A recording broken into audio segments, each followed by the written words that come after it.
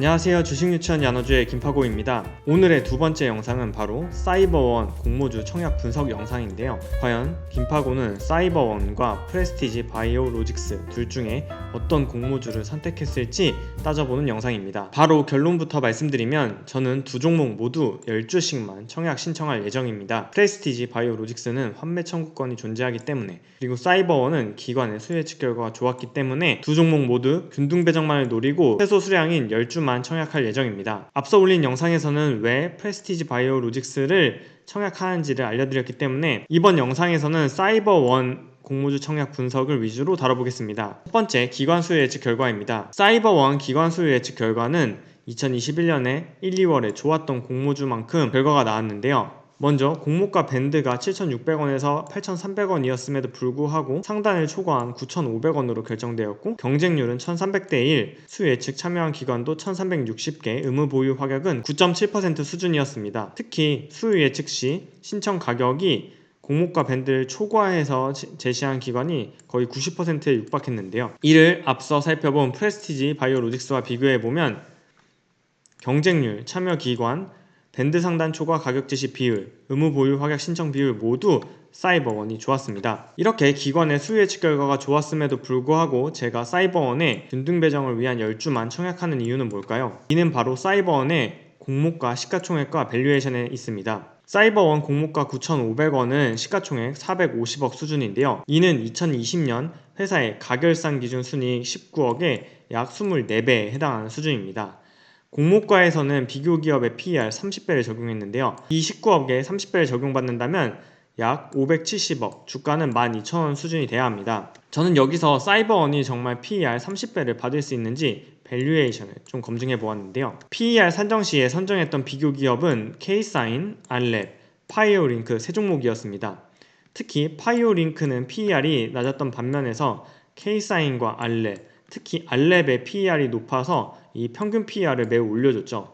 알랩은 2019년 기준으로는 45배, 2020년 3분기 기준으로 43배였습니다. 하지만 알랩의 PER이 높은 건 알랩이 정치 테마주로 엮여서 주가가 기업의 실적과 무관하게 정치 테마에 엮여서 움직이는 경우가 잦기 때문입니다. 실제로 동사의 투자 설명서를 살펴보면 주요 경쟁 기업은 대부분 비상장 기업이거나 이익 미실현으로 비교 기업에서 제외됐습니다. 투자 설명서를 살펴보면 주요 경쟁업체 SK인포색, A3시큐리티, 이글루시큐리티, 한국통신인터넷기술인데요.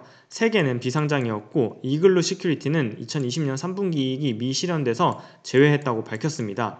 회사에서 파악한 경쟁업체인 아래와 같은 종목들에서 대기업 계열사를 제외하면 알랩, 윈스, 이글루시큐리티가 보이는데, 알랩을 정치 테마주로 제외한다면 윈스 그리고 이글루시티가 현재 시장에서 어느 정도의 평가를 받고 있는지, PER 계산할 때 참고했던 파이오링크는 얼마인지 계산해 볼 필요가 있습니다. 먼저 이글루시큐리티는 2020년 매출액 800억에 영업이익 52억, 당기순이익 52억을 기록했다고 2021년 2월 3일에 밝혔습니다. 오늘 기준으로 시가총액 647억 원은 이 순이익을 바탕으로 계산했을 때 PER 12배에 해당합니다. 두 번째, 윈스의 경우 2020년 잠정 순이익 180억이 기대되는데요.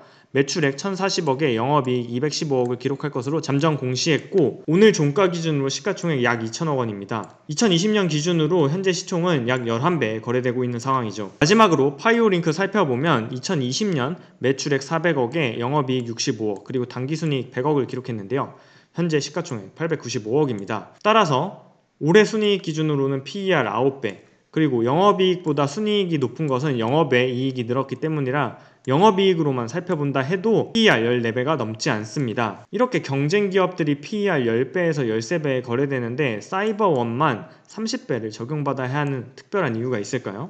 회사가 공개한 경쟁업체 현황을 살펴보면 사이버원이 공공부문에서 수주를 잘 하긴 하지만 대기업 계열사도 아니고 윈스나 이글루 시큐리티에 비해 매출액도 작은데 훨씬 더 높은 PER을 적용받아야 하는 이유를 저는 찾지 못했습니다. 따라서 사이버원이 2020년 순이익 기준으로 13배에 거래된다면 시가총액은 오히려 247억 원이 나와서 현재 공모가가 너무 높은 밸류에이션을 적용받는 상황이라고 판단됩니다. 공모가 하단과 공모가 상단 기준으로 시가총액은 2020년 PER의 19배에서 21배고 최종 공모가인 9,500원은 24배에 해당합니다.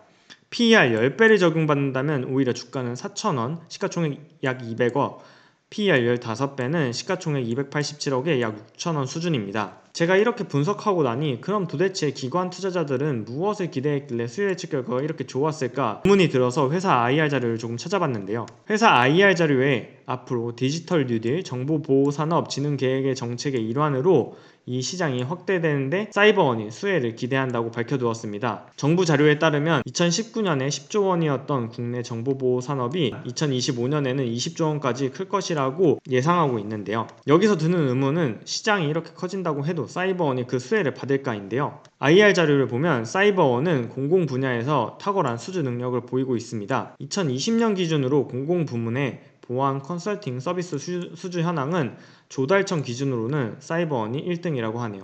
따라서 이런 점을 기관 투자자들이 좋게 평가한 게 아닌가라고 저는 생각했습니다. 이런 점들을 고려해서 제가 내린 결론은 프레스티지 바이오로직스와 사이버원 모두 균등 배정만 노리고 10주씩만 청약한다입니다. 프레스티지 바이오로직스는 환매 청구권이 존재하기 때문에 사이버원은 기관의 수요 예측 결과가 높기 때문에 청약을 진행하지만 비례 청약에는 참여하지 않겠습니다. 가끔 구독자분들이 제가 비례에는 참여하지 않겠다고 하면은 균등과 비례를 나눠서 청약을 받는 거냐라고 생각하실 수 있는데요. 일괄 청약 방식이기 때문에 공모주 투자자는 본인이 청약할 수량만 정하면 자동으로 균등 및 비례에 청약을 신청하게 됩니다. 저는 10주씩만 청약하기 때문에 제가 비례 경쟁으로 주수를 받을 확률은 없기 때문에 저는 10주만 청약해서 비례는 청약하지 않는다고 이야기 드리는 이유입니다. 영상 끝내기 전에 주의사항 알려드리겠습니다. 본 영상은 청약 판단에 대한 조언일 뿐 청약 권유 영상이 아닙니다. 청약에 대한 판단은 투자자 본인에게 달려있기 때문에 청약하기 전에 꼭 투자 설명서, 그 중에서도 핵심 투자 위험은 읽어보시기를 추천드립니다. 오늘 영상은 여기까지입니다. 열심히 분석했는데 아쉽게도 결론이 두 종목 모두 균등 배정만 청약한다니 조금 아쉽네요. 나눠주 구독자분들도 잘 판단하셔서 청약 여부 결정하시기 바라겠습니다. 오늘 영상이 도움이 되셨다면 채널 구독, 영상 좋아요, 그리고 알림 설정까지 부탁드릴게요. 그럼 다음 영상에서 만나요. 안녕!